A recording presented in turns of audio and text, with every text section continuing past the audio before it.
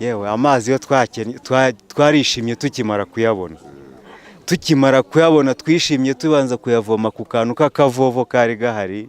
Ahagana mu 1980 agasoko gato katobotse mu isambu y'umusaza Gasamagwe mu mubande wahitwa Nyagafunzo mu kagari ka Kagasa mu murenge wa Gahanga mu karere ka Kicukiro. Amazi yako gasoko yaramiye cyane abatuye ako gace kagorwaga bikomeye no kubona amazi. Bakomeje kuyakoresha adatunganijwe neza, ariko abatuye ako gace bishimira ko bafatanije n'ubuyobozi baguye kandi bakabungabunga umugezi utuma yasohoka ibaha amazi meza.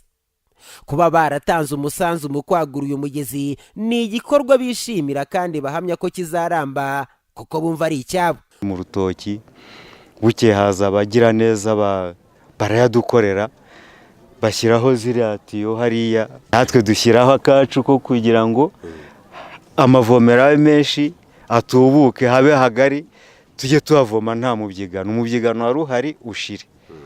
Nuko nguko amazi yacu tuyishimira kuri uyu munsi wa none. Igikorwa cy'amazi cyadushimishije ko Gahanga igira ikibazo cy'amazi kuva kera, ariko uyu munsi wa none dushimishijwe nuko amavomero arimo yongera. Ubundi habaga umurongo muremure abaturage bakahererwa umunsi wose, ariko kuba hari ikiyongereye turashima ibikorwa by'abaturage bafatanyije na leta n'umurenge n'akagari.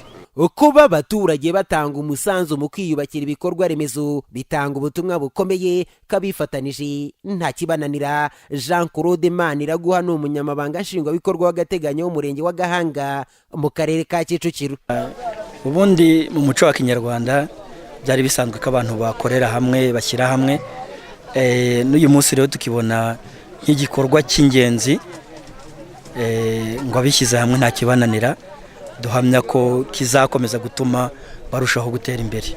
Kwagurira ivomero ryo muri Nyagafunzo ntibifitiye akamaro abaturage bo mu murenge wa Gahanga gusa.